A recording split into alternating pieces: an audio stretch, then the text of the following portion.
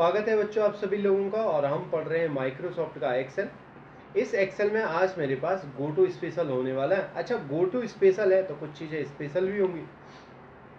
इसने कहा इस टेबल में मुझे इसका सारा काम ये है, सर्च करना इसका काम है, ढूंढना। अच्छा, मुझे ये ढूंढना है कमेंट मेरे कहाँ कहाँ लगे हुए हैं। तो यहाँ पे एक छोटा सा बटन है जो गोल गोल से बटन है, इन्हें रेडियो बटन कहते हैं। इस पे अगर आप क्लिक करेंगे तो ये आपका कमेंट हो गया। आपका कमेंट कहाँ कहाँ लगे हुए हैं तो ये आपको बता देगा कि एक तो यहाँ पे है, दूसरा यहाँ पे है, तीसरा यहाँ पे है। ऐसा मुझे जनरली पता चल रहा है, पर इसने कहा इसकी मदद से बताओ कमेंट कहाँ है। तो आपने कमेंट वाले बटन पे ओके कर दिया तो ये आपको बता देगा कमेंट आपके यहाँ लगा। आप कलर से भी पता कर सकते हो, यहाँ पे लगा हुआ, यहाँ पे लगा हुआ, यहाँ पे लगा, बस ये बताने का काम करेगा। अच्छा, अब हमारे पास दो प्रकार की वैल्यूज होते हैं। जो कंटेंट होता है ना, मैटर होता है, वो दो प्रकार का होता है। एक तो पहला है मेरा जो स्थिर है, किसी के साथ कनेक्टेड नहीं है। जैसे एक है किसी के साथ कनेक्टेड नहीं है, दो भी नहीं है। इस रेंज में देखेंगे कोई भी किसी के साथ कनेक्टेड नहीं, सीरियल नंबर भी कोई कनेक्टेड नहीं, ये नाम जो आपने लिखा वो भी कनेक्टेड नहीं, ये भी कनेक्टेड नहीं, ये भी कनेक्टेड नहीं है किसी के साथ, ये भी कनेक्टेड नहीं। अच्छा, ये वाला मैंने कहा हाँ ये वाला कनेक्टेड है। कैसे पता चल रहा है? ये E2 के साथ कनेक्टेड है। तो E2 कौन सा हो गया? E वाला कॉलम इसके साथ कनेक्टेड है। इसमें कुछ अगर हम हेर फेर करते हो तो इसमें भी फर्क आएगा। हाँ, मैंने कहा इस पर क्लिक करो, ये भी तो कनेक्टेड है D2 के साथ। D2 कौन सा हो गया? मैंने कहा ये D वाला हो गया, इसके साथ कनेक्टेड है। ये भी तो कनेक्टेड है B2 के साथ, ये भी कहीं ना कहीं कनेक्टेड है। अच्छा, जो वैल्यू एक दूसरे से कनेक्टेड होती है उन्हें हम फॉर्मूला कहते हैं, और जो किसी के साथ भी कनेक्टेड नहीं उनको हम कांस्टेंट कहते हैं, स्थिर वैल्यू कहते हैं। तो अब मुझे ये बताओ इस पूरी टेबल में कांस्टेंट का यहाँ लिखा हुआ है कांस्टेंट, और फॉर्मूला जो स्थिर होंगे उन्हें कांस्टेंट कहे। इसने कहा कांस्टेंट में भी बहुत सारे तरीके तो हैं आपके पास, आप ये पता कर सकते हो नंबर आपके कहाँ कहाँ स्थिर हैं इस पूरी टेबल में। मैंने कहा देखो जी सिर्फ नंबर ही बताओ, ओके कर लो।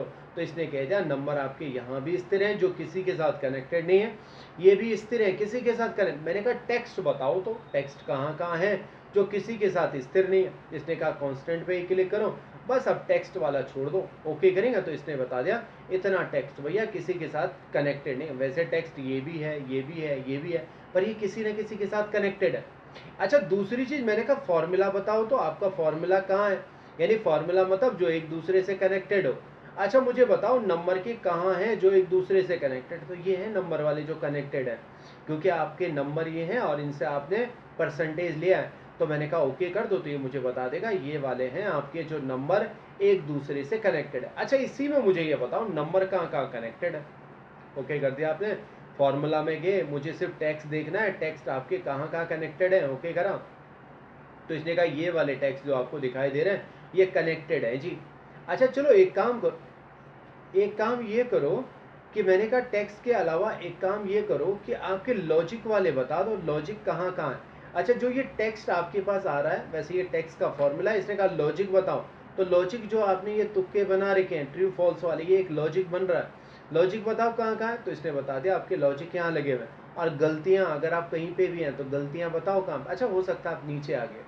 मैंने कहा मुझे बताओ मेरी इस टेबल में एरर कहाँ कहाँ है, तो जो कनेक्टेड हैं तो आप ऐसा कर सकते हो। और यहाँ पे आपने क्लिक कर दिया तो इसने बता दिया जी यहाँ पे हैं आपके एरर जो यहाँ यहाँ कनेक्टेड है। तो इस टेबल में मुझे इतनी इन्फॉर्मेशन मिलती है जितना यहाँ पे था। इसने बता दिया कमेंट कहाँ कहाँ लगे हुए हैं, कांस्टेंट स्थिर वैल्यू कहाँ है, इसके भी नमूने आ गए, फॉर्मूले कहाँ कहाँ लगे हैं, इसके नमूने आ गए। अच्छा, इस पूरी टेबल में बताओ ब्लैंक कहाँ है आपके, खाली कहाँ पे जगह छोड़ रखी है, एक ही छोड़ रखी है यहाँ पे। तो ये मुझे इस टेबल में बता देगा कि आपकी खाली जगह कहाँ है। तो आपने ब्लैंक पे ओके कर दिया तो ये आपको बता देगा ब्लैंक आपका यहाँ पे, कलर डाल के भी पता कर सकते हो, इसने बता दिया यहाँ पे। अब देखो दो चीजें और होती हैं, एक तो होता है करंट रीजन और दूसरा होता है एरे।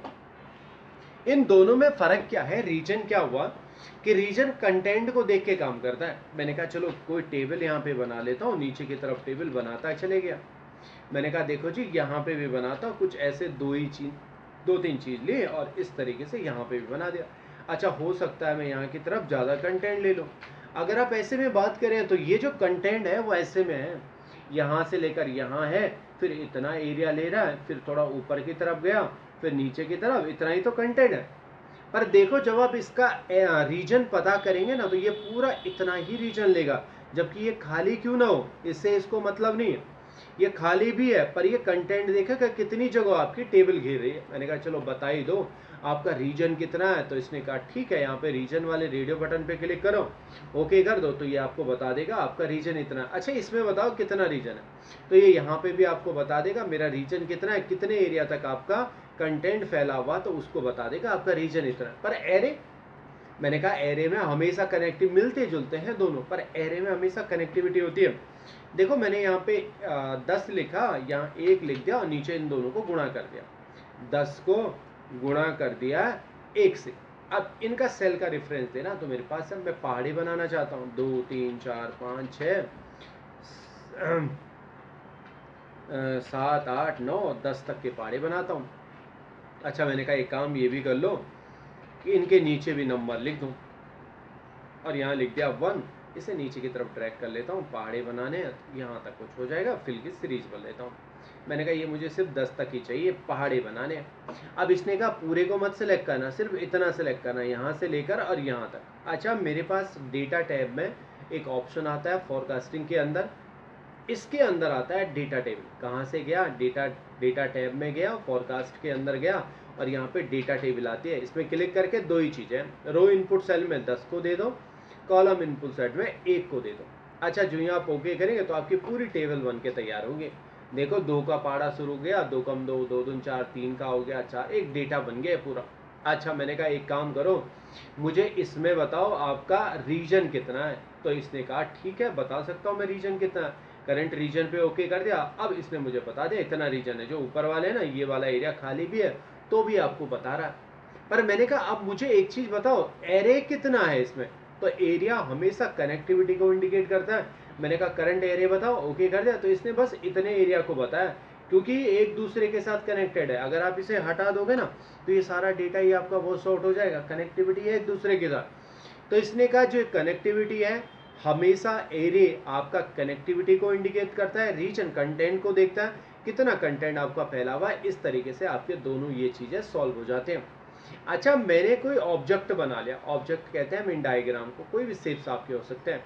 एक शेप आपने यहाँ पे बना दिया, हो सकता है आपने बहुत सारी आकृतियाँ बनाई हो, कोई छोटी हो कोई बड़ी हो, है ना। इस तरीके से आपने बहुत सारी आकृतियाँ यहाँ पे बना रखी है। मैंने कहा देखो जी अभी अगर मुझे कोई कहता है इन आकृतियों को वो करो, सबको सेलेक्ट करो, तो मैंने कहा सेलेक्ट करना तो बड़ा मुश्किल हो जाएगा, इसको भी पकड़ूंगा, कंट्रोल बटन दबाऊंगा, फिर इस पर क्लिक करूँगा, तो ऐसे में तो आपको बहुत सारा टाइम लग सकता है और कुछ चीज़ें छूट भी सकती हैं। इसने कहा ऐसा तरीका नहीं मास्टर जी सारे एक साथ सेलेक्ट हो जाए। हाँ ऐसा कर सकते हो आप। सर यहाँ जाके गो टू स्पेशल में जाओ, ऑब्जेक्ट पे क्लिक करो, तो जितने हैं आपके सारे एक साथ सेलेक्ट हो गए। क्या करना है, बड़ा करना है, छोटा करना है, तिरछा करना है, आड़ा करना है, सारे काम आप यहाँ पे कर सकते हो। नहीं पसंद है तो आप डिलीट भी कर सकते हो, ये ऑप्शन भी आपके पास है। तो ये ऑब्जेक्ट सेलेक्ट वाला ऑप्शन आपके पास यहाँ पे आता है। अच्छा इतना एरिया समाप्त होने के बाद रो डिफरेंट है और कॉलम डिफरेंट है। अच्छा ये डिफरेंट क्या हुए, मैंने रो हमारी इस तरीके से होती है, 1 रो 2 रो 3 रो 4 रो 5 रो, इनमें मैंने यहाँ 45 लिखा और कोई परिवर्तन नहीं किया। मैंने कहा देखो जी एक काम करो यहाँ पे 46 भी लिख दो, एक परिवर्तन यहाँ कर दिया। 95 था यहाँ पे 92 कर दिया, एक परिवर्तन यहाँ कर दिया। यहाँ 68 चल रहा था 65 67 कर दिया, या 98 कर दिया। अच्छा पहले लिखे तो वही थे, मैंने कहा इस पूरे में पूरी रो में बताओ कि रो में कहाँ कहाँ आपके अंतर आ रहे हैं, तो आपने रो पे क्लिक करा, रो डिफरेंट पे, ये बता देगा यहाँ यहाँ। अच्छा नहीं दिख रहा है तो कलर डाल के भी पता कर सकते हैं, ये आपको इंडिकेट कर देगा कि यहाँ यहाँ आप में चेंज है। वैसे ही आपका कॉलम भी है, 45 यहाँ लिखा हुआ है, 95 यहाँ लिखा है, 68 है। मैं 22 की जगह पे थोड़ा 23 बना लेता हूँ नया। अच्छा 94 की जगह पे 92 बना देता हूँ। अब मैंने कहा अब पता करो जी इनके कॉलम में कहाँ कहाँ डिफरेंट है, थोड़ा सा जूम कम कर लेता हूँ। मैंने कहा अब मुझे बताओ इस पूरे में कि आपके कॉलम में कहाँ कहाँ डिफरेंट है, तो इसने कहा ठीक है आप गो टू स्पेशल में जाके कॉलम डिफरेंट पे ओके कर दो, तो ये बता देगा कि आपके कॉलम में कहाँ कहाँ डिफरेंट है। ठीक है जी ठीक है पता चल गया। अच्छा अब एक चीज़ और है हमारे पास जिसे कहते हैं हम प्रेसिडेंट और डी प्रेसिडेंट। अच्छा ये कहानी क्या है कि मैंने एक डेटा टेबल बनाई, यहाँ पे कोई भी नंबर लिख दिया। अच्छा इन नंबरों का मैं टोटल यहाँ पे कर रहा हूँ, बराबर किया, ये वाली वैल्यूज प्लस ये वाली प्लस ये प्लस ये प्लस ये प्लस ये और ये, ऐसा करके क्लिक करते हैं। अब मैंने कहा अंशु मुझे ये जानना है कि ये इसके साथ कौन कौन कनेक्टेड है। तो इसने कहा देखो मास्टर जी एक तरीका और है, अगर आप फॉर्मूला में जाते हैं तो ट्रेस प्रेसिडेंट भी आता है आपके पास, अगर आप इसमें क्लिक करेंगे ना तो इसमें एरो डाल के आता है, ऐसा पता चल जाता है इसके साथ कौन कौन कनेक्टेड है, ये सबको बता देता है। अच्छा नहीं पसंद है आपको तो आप रिमूव भी कर सकते हो। डी प्रेसिडेंट क्या हुआ है कि मुझे ये पता करना है ये किसके साथ कनेक्टेड है, तो ये बता देगा डी प्रेसिडेंट से एरो डाल के इसके साथ कनेक्टेड है। इस पर क्लिक करा तो इससे पूछो ये किसके साथ कनेक्टेड है, इससे पूछो किसके साथ कनेक्टेड है, नहीं पसंद है तो हटा दो। पर ऐसा ही है, मैंने कहा काम ऐसा ही है पर सेलेक्ट मोड में होने वाला है। आपने यहाँ से गो टू स्पेशल में गए, आपने कहा प्रेसिडेंट बताओ डायरेक्ट ओनली, और एक ऑल लेवल भी है। डायरेक्ट का मतलब जो इसके साथ डायरेक्ट कनेक्टेड है, इसके साथ कौन कनेक्टेड है, इसने कहा ये है। अच्छा एक इनडायरेक्ट क्या होता है कि मान के चलो मैंने यहाँ कोई नंबर लिख दिया और इन दोनों का टोटल यहाँ पे भी कर दिया, इस नंबर को अंजलि प्लस और इस नंबर को ओके कर दिया तो इसने इसका टोटल कर दिया। अगर आप इसमें कुछ चेंजेस करते हैं इस पर भी फर्क पड़ेगा, अगर आपने इसकी जगह पे 200 कर दिया तो देखो इसमें भी कहीं ना कहीं फर्क पड़ रहा है। अब आप बताओ मुझे ये किसके साथ कनेक्टेड है, तो इसने कहा हाँ अगर आप ऐसा करते हैं प्रेसिडेंट डायरेक्ट ओनली तो ये सिर्फ इसे ही बताता है, इन दोनों को नहीं बताता है। अगर मैंने यहीं पे ऑल लेवल वाला ऑप्शन चूज कर लिया प्रेसिडेंट और ऑल लेवल कर दिया तो ये बता देगा ये इनके साथ साथ इनके साथ भी कनेक्टेड है। अच्छा डी प्रेसिडेंट में अगर डायरेक्ट ओनली करता हूँ तो इसे बता देगा, ऑल लेवल में दोनों को बता देगा। चलो मैंने कहा ऐसा भी देख लेते हैं ये किन के साथ कनेक्टेड है, तो इसने बता दिया बस इसके साथ कनेक्टेड है। नहीं नहीं मुझे ऐसा नहीं जानना है, ऑल लेवल में ये किन किन के साथ कनेक्टेड है, तो दी प्रेसिडेंट करा ऑल लेवल ओके कर दिया तो इसने कहा इसके साथ और इसके साथ दोनों के साथ कनेक्टेड है। तो ये था आपका प्रेसिडेंट और डी प्रेसिडेंट। अच्छा एक और चीज है आपके पास लास्ट सेल। अच्छा मैं काम करते करते ना बहुत लास्ट तक आ गया और मैंने यहाँ पे कुछ काम करके रख दिया। अच्छा जब हम वापस जाते हैं तो हम हमेशा पहले पेज में होते हैं, मैं यहाँ आ गया पहले पेज में, मैंने कहा लास्ट मैंने कहाँ तक काम कर रहा था उसके बारे में बता दो, तो इसने कहा ठीक है लास्ट सेल में चले जाओ। ओके जो ही करेंगे तो ये सबसे नीचे आपको लास्ट सेल में ले जाएगा जहाँ पे आपने काम किया था। तो लास्ट सेल की इंफॉर्मेशन देने का काम करता है ये वाला। अब आता है विजिबल सेल ऑन। देखो यहाँ पे हुआ क्या, मेरे यहाँ पे एम्प्लॉयर बहुत खर्चा करते थे, कभी कोई चाय पी रहा है, कभी कोई पेपर ला रहा है, कोई रिकॉर्ड ही नहीं है, मुझे पैसे के बारे में पता ही नहीं चल रहा। मैंने कहा एक काम करो ऐसा कोई डेटा सीट बनाओ एक्सेल में जिससे जो भी तुम सामान लोगे ना उसकी रिकॉर्ड मुझे चाहिए, क्या क्या सामान लिया पूरी इंस्टीट्यूट। इन्होंने कहा ठीक है सर गुड्स के नेम लिख देते हैं, अच्छा इसका रेट भी लिख देता है कितना रुपया, डेट लिखना है तो डेट लिखो, मैं अपनी टेबल को ज़्यादा नहीं बढ़ा रहा हूँ, तो मैंने सिर्फ 2 ही कॉलम लिए, वो डेट भी लिख सकते हैं किस तारीख में लिया। अच्छा क्या क्या सामान करते हैं, पहले तो इन्होंने कहा शुरुआत ही हमारी चाय से हो रही है, 70 रुपये की चाय पी, 1 महीने का खर्चा, मैंने कहा जितना भी आएगा सब रिकॉर्ड करना। फिर उन्होंने कहा सर हम पेपर लाए, पेपर 800 रुपये का पेपर लाए, फिर इन्होंने इंक भी लाए, इस बार 500 रुपये की इंक लाए, फिर चाय पी, थक के आगे बेचारे का 100 रुपये की चाय पी ली, फिर से इन्होंने दूसरे दिन चाय पी ली, फिर से पेपर ख़त्म हो गए तो पेपर लेने चले गए, पेपर 500 रुपये के पेपर लिए, फिर उन्होंने चाय पीनी, महीने भर जितना खर्चा होता है वैसे पीना शुरू कर दिया। अच्छा फिर ये पेपर ले आए, मैंने कहा पेपर इस बार 400 रुपये का, इंक की ज़रूरत भी पड़ गई तो अभी इंक भी लाए, तो इंक लाए इस बार 500 रुपये की इंक लाए, फिर पेपर लेना चाय पीना शुरू कर लिया है ना, फिर इंक और लाए, इंक इस बार 600 रुपये की लाए, फिर इन्होंने चाय पीनी शुरू कर ली, चाय बहुत पी रहे हैं, अच्छा फिर चाय पी ली 60 रुपये की, फिर चाय पी, ऐसा महीने भर खर्चा चलता रहा। ठीक है सर, अब जब इन्होंने ये डेटा बना लिया तो मेरे पास लाए सर ये है हमारा महीने का खर्चा, पर अगर मैं इसको देखता हूँ ना तो मुझे इस टेबल को देख के इरिटेट होता है, अरे मुझे तो पता ही नहीं चल रहा है चाय कितनी बार पी, कितनी बार इन्होंने कुछ करा। तो मैंने कहा यार पहले तो मुझे डेटा व्यवस्थित करना है, यहाँ चाय है, पेपर है, इंक है, चाय है, मुझे चाय का रिकॉर्ड ढूंढना तो एक एक करके ढूंढना पड़ेगा। इसने कहा नहीं नहीं एक काम करो इन्हें सॉल्ट कर दो ना, एक विधिवत क्रम पे ले आओ। कैसे करेंगे सॉल्ट, मैंने कहा देखो छोटे से बड़ा करना है तो ऐसा क्लिक कर लो, पर एक्सपेंड जरूर करना है, इसके साथ ये वैल्यूज भी चलती रहेगी। ओके कर दिया तो अब इंक एक तरफ हो गया, पेपर एक तरफ हो गया, चाय एक तरफ हो गया, डेटा से भी पता चल रहा है ये ज़्यादा, पर फिर भी तो मुझे कहीं ना कहीं कैलकुलेशन करनी पड़ेगी, जोड़ घटा करना पड़ेगा। मैंने कहा इसमें भी मैं इरिटेट होता हूँ, तो मैंने सब कुछ सेलेक्ट करा। इसने कहा डेटा में एक ऑप्शन है मेरे पास आउटलाइन का जो है सब टोटल के नाम से, बस ओके कर लो सब टोटल पे, सारी सेटिंग खुद ले लेता है। जो ही आपने ओके कर दिया तो इसने सब टोटल बनाना शुरू कर लिया सबका। अब मैंने ऐसे टेबल बनाए, मुझे कोई कैलकुलेशन करने की जरूरत नहीं, मुझे पता चल गया इंक 1 बार है, 2 बार है, 3 बार है, टोटल इंक भैया 1600 रुपये की पड़ी, पेपर 1 बार 2 बार 3 बार लिया है, टोटल 1700 रुपये का पेपर पड़ा, चाय कितनी बार पी, जितनी बार भी पी 600 रुपये की चाय पी, टोटल मिला के कितना हो गया, तो इसने कहा ग्रांड टोटल 3900 रुपये, 4000 रुपये से 100 रुपये कम हो गया। अच्छा मैंने कहा ठीक है भैया, ये मुझे पूरा रिकॉर्ड पता चल गया। देखो ना इसमें अगर आप इसे प्लग बंद कर देंगे तो चाय वाला हिसाब किताब बंद हो जाएगा, इसे बंद कर दिया तो ये खत्म हो गया, इसे क्लिक करा तो ये खत्म हो गया, इसे भी बंद करते हैं तो ये बंद हो गया, खोलना है तो आप खोल भी सकते हो। अब क्या है समस्या मेरे पास, मैंने कहा बस मुझे इतना ही डेटा चाहिए यार, अगर मैं इतने डेटा को वास्तव में कॉपी करता हूँ अंजलि और दूसरी जगह पे पेस्ट करता हूँ, तो ये क्या करता है कि मैंने कॉपी तो इतना करा था पर इसने तो पूरी टेबल ही मुझे दे दी। मैंने कहा अरे ये तो गड़बड़ हो गया, कॉपी पेस्ट में ऐसे ही करेगा। मैंने कहा हाँ, पर देखो ना जितना मुझे दिख रहा बस मुझे उतना ही चाहिए। तब इसने कहा तब के लिए तो आप अपने डेटा को सिलेक्ट करो, गो टू स्पेशल में जाओ, यहाँ आपके पास आता है विजुअल सेल ओनली, जितना आपको दिख रहा है इस ऑप्शन को ओके कर दो। अब अगर आप कॉपी करते हो और पेस्ट करते हो तो जितना आपको दिख रहा है उतना ही वास्तव में आपका कॉपी पेस्ट होने वाला है। तो ये काम आपका करता है विजुअल सेल ओनली का ऑप्शन। अच्छा ये कंडीशनल फॉर्मेटिंग क्या हुआ, मैंने कहा आप जो फॉर्मेटिंग लगाते थे ना एक कंडीशन के मुताबिक वही है जी। अच्छा कंडीशन के मुताबिक, मैंने कहा हाँ, एक कंडीशन आप लगाते थे ना यहाँ पे, कंडीशन बड़ा हुआ छोटा हुआ, तो ऐसे ही कंडीशन यहाँ पे लगा दो। मैंने कहा एक कंडीशन लगाओ, हाईलाइट का रूल लो, ग्रेटर देन, अगर कोई 5 से बड़ा होता है तो उसका कलर ऐसा हो जाए। चलो ठीक है, बनाना शुरू कर लो। ऐसे आपने नंबर लिखने शुरू कर दिए और ऐसा आपने लिखा। अब देखो जो भी नंबर 5 से बड़े हैं तो उनको हाईलाइट कर दे। अच्छा मुझे नहीं पता मैंने कंडीशन फॉर्मेटिंग कहाँ पे लगा रही, बाद में ढूंढना चाहता हूँ कि मुझे बताओ जी मेरी कंडीशन फॉर्मेटिंग कहाँ लगी हुई है। तो आपने कंडीशन फॉर्मेटिंग पे ओके कर दिया। अब ऑल वाला है, अच्छा एक जैसी भी हो सकती है सेम, तो आपको उसमें जाना पड़ेगा, सिलेक्ट करके सेम करेंगे तो एक जैसे बता देगा। तो मैंने कहा अभी तो मेरी एक ही है, मुझे बता दो मेरी कंडीशन फॉर्मेटिंग कहाँ है। इसने बता दिया यहाँ लगी हुई। एक और चीज होती है बच्चों, अभी आप देखो ना किसी भी सेल में कुछ भी लिख सकते हो, आपकी मर्जी है।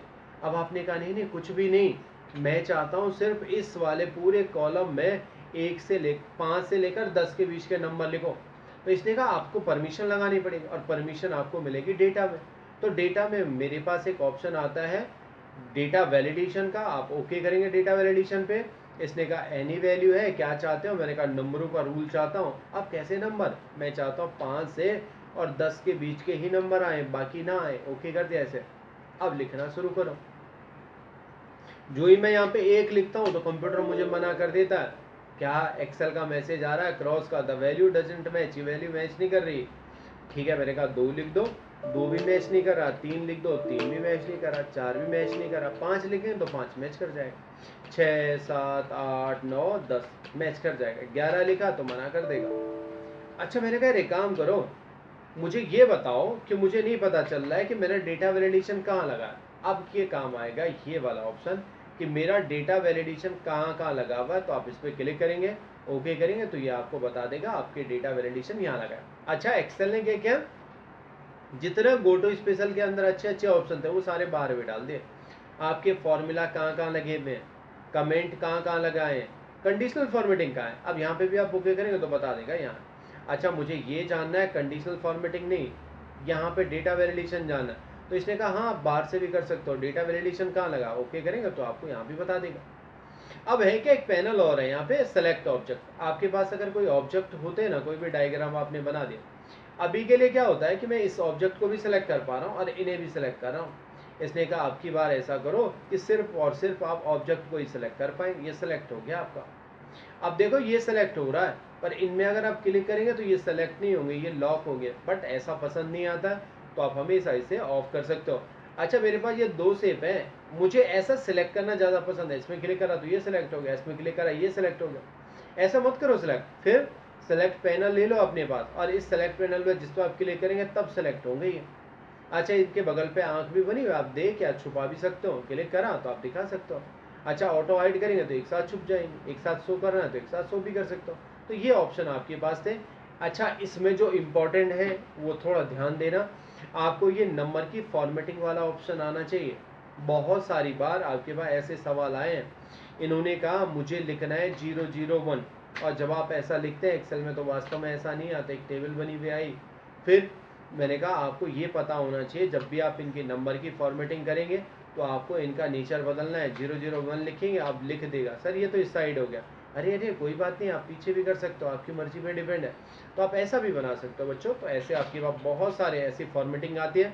तो ये जानना आपके लिए बहुत ज़रूरी है, अलाइनमेंट जानना बहुत ज़रूरी है, और ये फॉन्ट के ऑप्शन जानना बहुत ज़रूरी है। 1 2 3 कंडीशनल फॉर्मेटिंग के बारे में आ सकता है, पर लमसम काम है। आपके पास इंसल्ट के बारे में आएगा, हो सकता है फॉर्मेटिंग से आए, पर ये वाला भी आपके पास जरूर आएगा, छोटे मोटे फॉर्मूले, एवरेज काउंट करने, इनसे भी सवाल बन सकता है। सॉल्टिंग से सवाल बन सकता है, छोटे बड़े क्रम पे। फिल्टर नहीं आ सकता है। फाइंड वाले ऑप्शन है, आएंगे तो ठीक है, पर मुझे नहीं लगता है कि ये ज़्यादा कुछ ज़रूरी है। पर जो ज़रूरी थे वो मैंने बता दिए, वो आपको आने चाहिए। फॉन्ट आपको आना चाहिए, अलाइनमेंट आना चाहिए, नंबर आना चाहिए, स्टाइल कुछ हद तक आपको आना चाहिए। फॉर्मेट नहीं भी आता तो कोई दिक्कत नहीं, जोड़ घटा गुणा भाग बेसिक फॉर्मूले आने चाहिए, और सॉल्टिंग में आपको सॉल्ट करना आना चाहिए। इतना आपको आना ही चाहिए एक्सेल में जितने सवाल आएंगे। कल से मेरा इंसर्ट टैब शुरू होगा, इंसर्ट टैब समझना, और सिर्फ पेज लेआउट टैब का इतना सेक्शन समझना। इसके बाद आगे की कहानी मेरे लिए ज़रूरी नहीं है पेपर के हिसाब से। तो यहाँ तक आपके लिए पास ज़रूरी है। कल से इंसर्ट टैब चलेगा। ये था वीडियो का।